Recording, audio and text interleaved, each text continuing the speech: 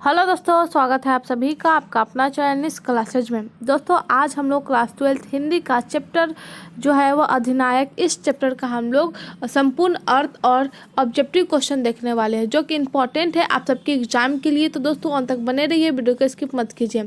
आज का सेशन बहुत ही मज़ेदार होने वाला है। इस सेशन में हम लोग सबसे पहले लेखक का परिचय देखेंगे, उसके बाद हम लोग देखेंगे कि इस चैप्टर में जो कविता दिए गए हैं, ये जो चैप्टर है इसका हम लोग संपूर्ण अर्थ देखने वाले हैं। तो ये हम लोग का चैप्टर नंबर 10 है। तो दोस्तों अंत तक बने रहिए, वीडियो को स्किप मत कीजिए। आप लोगों ने इससे पहले का वीडियो नहीं देखा है तो डिस्क्रिप्शन में लिंक दिया गया है, वहाँ से आप लोग देख सकते हैं। वहाँ पे आप लोग को चैप्टर बाय संपूर्ण अर्थ और ऑब्जेक्टिव क्वेश्चन मिल जाएंगे। हिंदी के आपको गद्यखंड का भी मिल जाएगा। उसके अलावा आप लोग को फिजिक्स, केमिस्ट्री, बायो का MCQ, सब्जेक्टिव क्वेश्चन सब मिल जाएंगे। तो चलिए दोस्तों इस सेशन को शुरू करते हैं।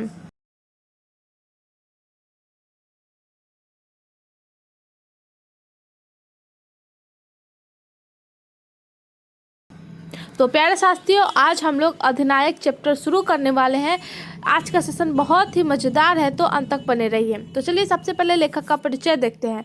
तो अधिनायक चैप्टर हम लोग का 10 है और इसके जो कवि हैं वह है रघुवीर सहाय। अधिनायक किसके द्वारा लिखा गया है? तो रघुवीर सहाय के द्वारा।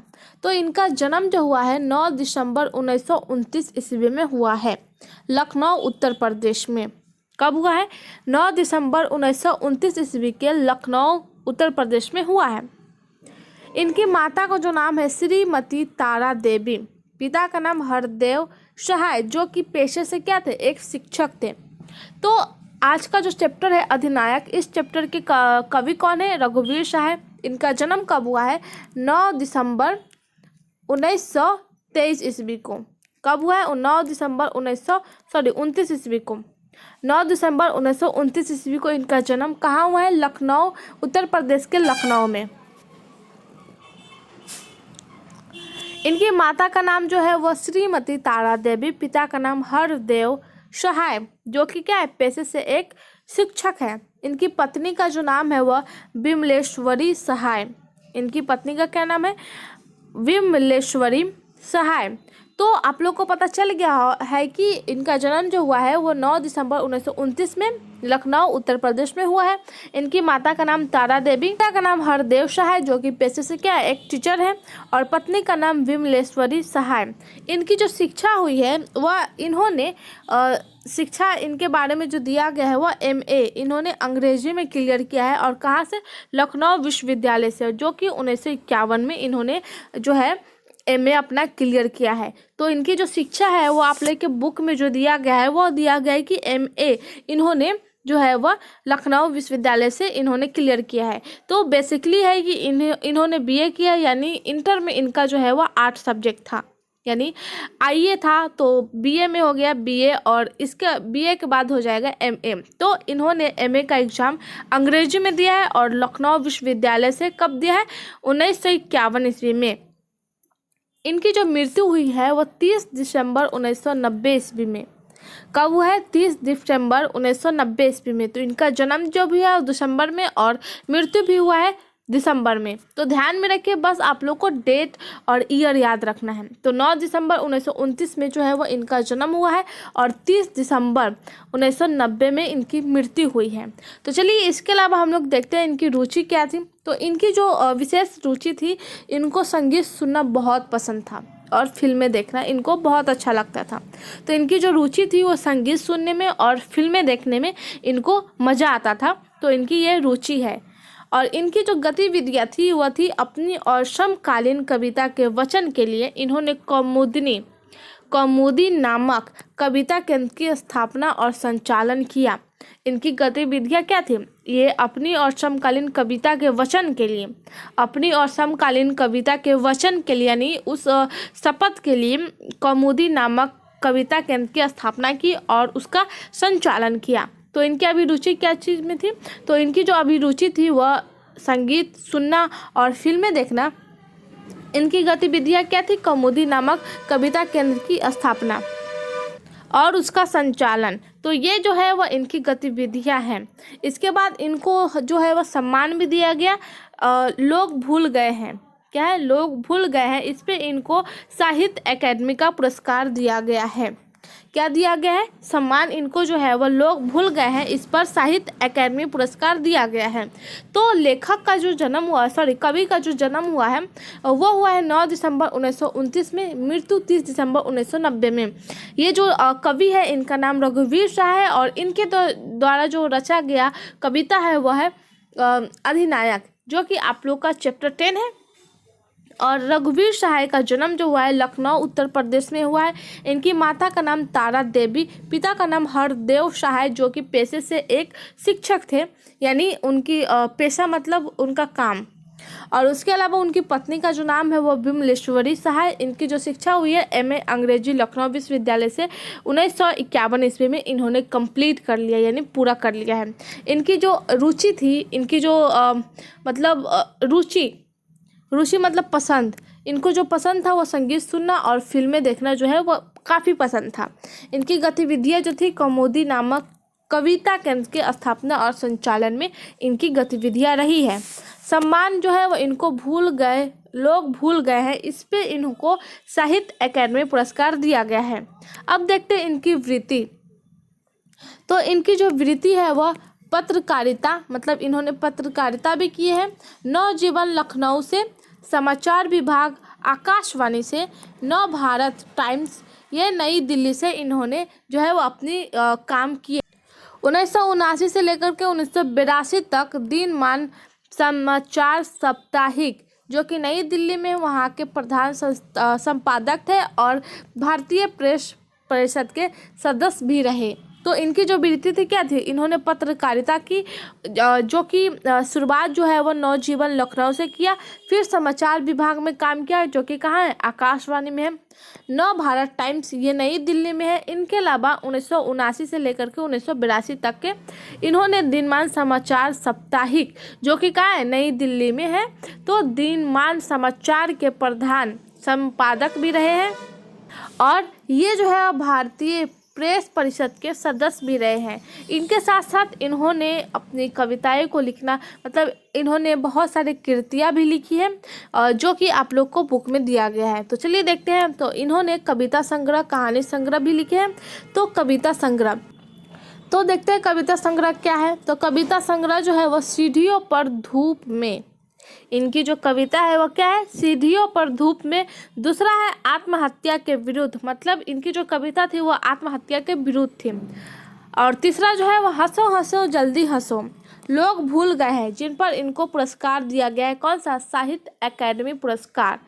तो ये जो है वो लोग भूल गए हैं और कुछ पत्ते कुछ चींटियाँ, तो इनकी जो है वो ये कविता संग्रह है। कौन कौन से है, सीढ़ियों पर धूप में, आत्महत्या के विरुद्ध, हंसो हंसो जल्दी हंसो, लोग भूल गए हैं और कुछ पत्ते कुछ चींटियाँ।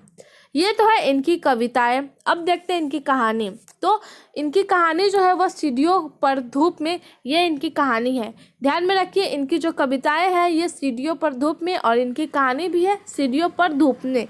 रास्ता इधर से है और जो आदमी हम बना रहे हैं, ये जो है वह 3 इनकी कविता संग्रह है। सॉरी दोस्त, मैंने इनमें निबंध जो है वह ऐड करना भूल गया, वो हम आप लोग को बता दे रहे हैं कि इनकी जो निबंध है वो भी, इन्होंने निबंध भी लिखा है, कविताएं भी लिखी है, कहानी भी लिखी है और निबंध भी लिखे हैं इन्होंने। तो इन्होंने जो निबंध लिखा है उनका नाम है सीढ़ियों पर धूप में। इन्होंने कविता भी इसी हेडिंग पर बनाया है, सीढ़ियों पर धूप में। इन पर कविताएं भी लिखी है, सीढ़ियों पर धूप में ये कहानी भी है और सीढ़ियों पर धूप में ये निबंध भी है। ध्यान में रखिए। दूसरा हो जाएगा दिल्ली मेरा परदेश। लिखने का कारण, उबे हुए सुखी वे और नहीं होंगे जो मारे जाएंगे, वे और नहीं होंगे जो मारे जाएंगे। ये जो है वो इनकी निबंध है। कौन कौन से है, सीढ़ियों पर धूप में, दूसरा है दिल्ली मेरा परदेश, तीसरा है लिखने का कारण, चौथा है उबे हुए सुखी, पांचवा है वे और नहीं होंगे जो मारे जाएंगे। ये जो है वो इनके द्वारा लिखा गया क्या है, निबंध है।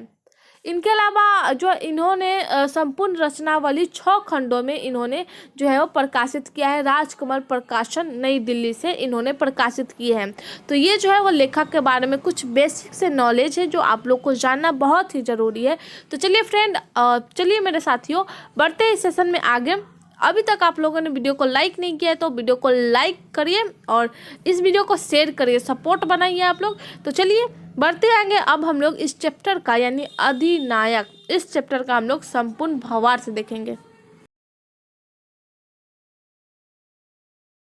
जो कविताएं है वह है राष्ट्रगीत में भला कौन हुआ, भारत भाग विधाता है, फटा सुथना पहनने जिसका गुण हर चन्ना गाता है। इसमें बोला गया है कि प्रस्तुत पंक्ति हमारे पाठ्य पुस्तक दिगंत भाग 2 के अधिनायक कविता से ली गई है। चैप्टर का नाम क्या है? अधिनायक। यह एक व्यंग्य कविता है। यह कविता कवि रघुवीर सहाय संग्रह आत्महत्या के विरोध से ली गई है। इस पंक्ति में कवि कहते हैं कि राष्ट्र में भला वह कौन है जिसे भारत का भाग विधाता बोला गया है। पहला ही लाइन में लिखा हुआ है कि राष्ट्र में भला कौन है वह, कौन वह भाग विधाता है, फटा सुथना पहनने जिसका गुण हर चन्ना गाता है। तो इसमें बोला गया है कि इस पंक्ति में कहते हैं कि राष्ट्र में भला वह कौन है जिसे भारत का भाग विधाता क्या बोला गया है। यह कौन है जिसका गुणगान फटा सुतना पहनने वाला हरचन्ना गाता है। फटा सुतना मतलब गरीब इंसान जो होते हैं, जो फटा सुथरा अर्थात आम आदमी गाता है, जो गरीब है, हर गरीब इसका जो है वो क्या है, गुणगान गाता है। तो इस कविता में बोला गया है कि राष्ट्र में भला वह कौन, भला कौन वह भाग विधाता है, फटा सुतना पहनने जिसका गुण हरचन्ना गाता है। राष्ट्र में ऐसा है कौन, कौन है भारत का भाग विधाता जो मतलब कि क्या है, जिसका गुणगान सब गाता है। फटा सुतना पहनने वाला गरीब लोग, आम जनता लोग जो उसका गुणगान गाता है वो है कौन।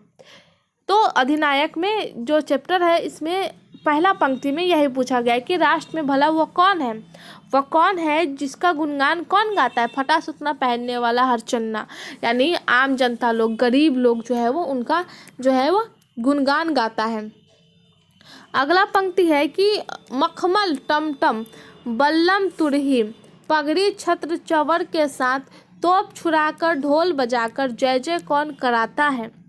कहते हैं कि पता नहीं वह कौन अधिनायक है, पता नहीं कि वह कौन अधिनायक है जो छाता और चावल के से युक्त टमटम पर सवार होकर मखमल के वस्त्र और पगड़ी पहनकर बल्लम तुरही के साथ रहता है। मतलब इस पंक्ति में कहते हैं कि मखमल टमटम बल्लम तुरही पगड़ी छत्र चावड़ के साथ तोप छुड़ाकर ढोल बजाकर जय जय कौन कराता है। इस पंक्ति में कहता है कि कौन अधिनायक है जो छाता और चावड़ से युक्त, जो टमटम, पहले के ज़माने में आप लोग देखते होंगे जो घोड़ा के साथ साथ जो टमटम आप लोगों ने देखा होगा, बहुत आप लोगों ने देखा होगा, जरूर देखा होगा टमटम, जिसमें घोड़ा उसको खींचता है, जैसे बैलगाड़ी को बैल खींचता है उसी प्रकार से गाड़ी को जो है वो क्या है, घोड़ा खींचता है, तो उसी को टमटम बोलते हैं। तो टमटम पर क्या है, छाता लगा हुआ है। चावल से युक्त टमटम पर सवार होकर के क्या है, वह मखमल का वस्त्र पहनकर, वह अधिनायक कैसा है, वह अधिनायक जो है वह मखमल के वस्त्र पहनकर पगड़ी पहनकर बल्लम तुरही के साथ रहता है। तो इसमें क्वेश्चन पूछा गया कि वह कौन अधिनायक है जो ये सब कर रहा है। मखमल टमटम बल्लम तुरही पगड़ी छत्र चावड़ के साथ तोप छुड़ाकर ढोल बजाकर जय जय कौन कराता है। इसमें बोला गया कि तुरही के साथ रहता है। इस लोकतंत्र में वह कौन है जो तोप छुड़ाकर ढोल बजाकर अपनी जय जयकार कराता है। मतलब जब कोई की एंट्री होती है, यानी कोई जब आता है तो उसकी जो स्वागत है वो किस प्रकार से, ढोल बजाकर। इसमें बोला गया है कि इस लोकतंत्र में वो कौन है जो तोप छोड़कर मतलब आकाश की तरफ जो है वो गोली बारूद ये सब करके ढोल बजा करके अपना जय जयकार कराता है, अपनी क्या कराता है, जय जयकार कराता है, जय जय कराता है। वह है कौन अधिनायक जो क्या है, मखमल का वस्त्र पहने हुआ है, पगड़ी पहने हुआ है, जो तुरही के साथ रहता है और इस लोकतंत्र में वह अपना जय जयकार किस प्रकार से कराता है, तोप छुड़ाकर ढोल बजाकर अपनी जय जयकार कराता है। पूरब पश्चिम से आते हैं नंगे बूझे नर कंकाल सिंहासन पर बैठा उसके तमंगे कौन लगाता है? पूरब से पश्चिम से, मतलब बोला गया है कि पूरब पश्चिम अर्थात सभी दिशाओं से राष्ट्रीय त्योहारों पर गरीब जनता नंगे पांव आती है। किसके पास? अधिनायक के पास। तो सभी दिशाओं से राष्ट्रीय त्योहारों पर गरीब जनता नंगे पांव से आती है। उन्हें देखकर ऐसा लगता है जैसे वह नर कंकाल हो। जो गरीब लोग नंगे पांव आते हैं अधिनायक से मिलने, तो गरीब लोगों को देखकर लगता है कि वह नर कंकाल हो। सिंहासन पर बैठाकर उनके उनके तंगे यानी गरीब जनता के तमंगे लगवाने वाला वो कौन है? मतलब सिंहासन पर गरीब जनता को बैठा करके उनके तमंगे लगाने वाले यानी मेडल पहनाने वाला है कौन? वो अधिनायक कौन है जिसे मिलने के लिए हर एक दिशा से लोग, गरीब लोग, फटे पुराने लोग जो क्या होते हैं नंगे पांव आते हैं उनसे मिलने। उनको देखने पर ऐसा लगता है कि वो नरकंकाल के समान है, मतलब वो नर कंकाल जैसा दिखता है। वो है कौन अधिनायक जिससे मिलने के लिए लोग इतने दूर से वो भी नंगे पांव आते हैं? इसमें बोला गया है कि पूर्व पश्चिम से आते हैं, मतलब पूरे दिशाओं से यानी सभी दिशाओं से नंगे पांव नर का मतलब गरीब लोग आते हैं और उसको देखने पर ऐसा लगता है कि वो नर कंकाल है, मतलब फटा पुराना कपड़ा और नंगे पांव आते हैं। तो उसके बाद वो जब देखकर ऐसा लगता है कि जैसे वो नर कंकाल हो। और सिंहासन पर बैठाकर उन गरीब जनता को सिंहासन पर बैठा करके उन गरीब जनता को मेडल लगवाने वाला वह अधिनायक है कौन जो ये सब करता है? कौन कौन है वह जनगण मन अधिनायक वह महाबली डरा हुआ मन बेमन जिसका बाजा रोज बजाता है? इस पंक्ति में कहता है कि राष्ट्रीय गान में वह जनगण मन अधिनायक वह महाबली कौन है जिसका बाजा रोज बजता है, जिसका बाजा रोज बजता है? डरी हुई जनता मन बेमन जिसका गुणगान करती है, वह है कौन अधिनायक जिसके लिए जो राष्ट्रगान में जो होते हैं जनगण मन अधिनायक की जय है, ये जो है वह जनगण मन अधिनायक। तो अधिनायक वह महाबली है कौन जिसका बाजा रोज बजता है, चाहे वह डरी हुई जनता हो या फिर पीड़ित जनता हो या किसी भी प्रकार का हो, मन हो या बेमन हो, फिर भी उसका गुणगान गाता है। वह अधिनायक है कौन? तो इस पंक्ति में जो है वह क्या है, कवि जो है वह क्वेश्चन करते हैं कि अधिनायक है कौन। जो अधिनायक जो है वह क्या कौन है जो भाग विधाता बोला गया है जिससे मिलने के लिए लोग दूर दूर से आते हैं नंगे पांव, और मिलने के बाद वो जो अधिनायक है वह सिंहासन पर बैठाकर उन गरीब जनता को मेडल पहनाते हैं। तो इसमें क्वेश्चन पूछा गया है कि वो अधिनायक है कौन। तो चलिए दोस्तों, आज का कविता हम लोग को ख़त्म हो चुका है। तो चलिए हम लोग इस चैप्टर का MCQs देखते हैं जो कि वेरी वेरी इंपॉर्टेंट है। तो चलिए शुरू करते हैं इस सेशन को आगे। आई होप आप लोगों ने हमारे चैनल को सब्सक्राइब किया होगा। तो चलिए देखते हैं। तो हमारा फर्स्ट क्वेश्चन है कि रघुवीर सहाय का जन्म कब हुआ है?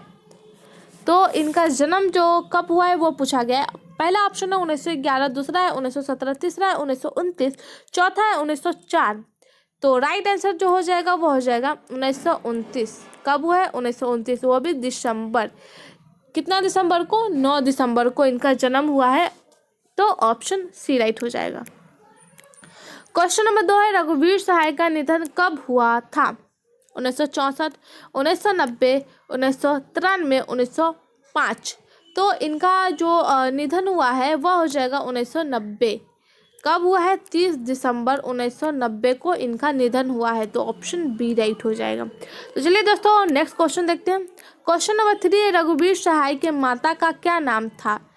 तो इस क्वेश्चन का पहला ऑप्शन है श्रीमती तारा देवी, ऑप्शन बी में है श्रीमती पार्वती देवी, ऑप्शन सी में है श्रीमती जानकी प्रसाद, ऑप्शन डी में है श्रीमती वयंती देवी। तो इसका जो राइट आंसर हो जाएगा option A Shrimati Tara Devi. Option E right हो जाएगा। क्वेश्चन नंबर 4 है रघुवीर सहाय के पिता का क्या नाम है? तो ऑप्शन ए में हरदेव सहाय, ऑप्शन बी में ठाकुर वसंत सिंह, ऑप्शन सी में ठाकुर रामनाथ सिंह, ऑप्शन डी में दीनदयाल सहाय। तो ऑप्शन ए राइट हो जाएगा, हरदेव सहाय, जो कि पेशे से एक टीचर थे। तो ऑप्शन ए राइट हो जाएगा।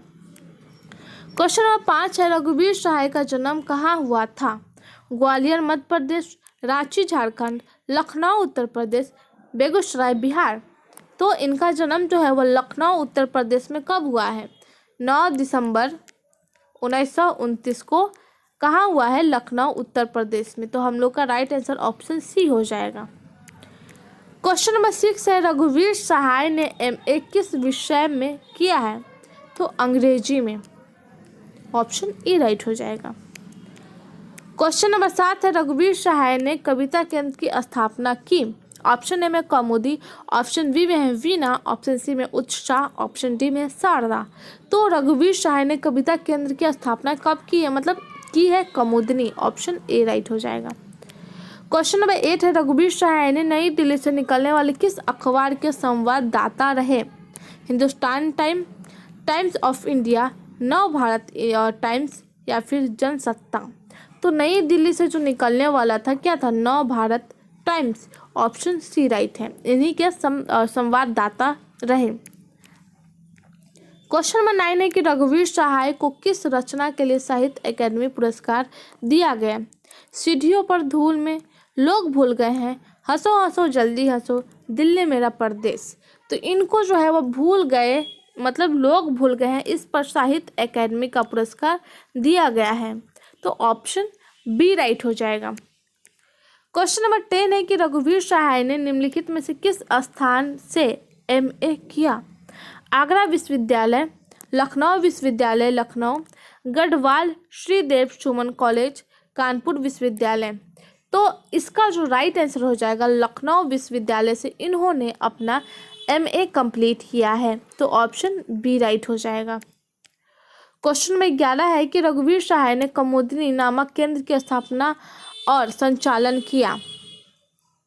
ऑप्शन ए में नाटकों के मंचन के लिए, ऑप्शन बी में अपनी और समकालीन कविता के वचन के लिए, ऑप्शन सी में अपने लिखे गद्य साहित्य को पढ़कर सुनाने के लिए, ऑप्शन डी में नए कवियों को पुरस्कृत करने के लिए।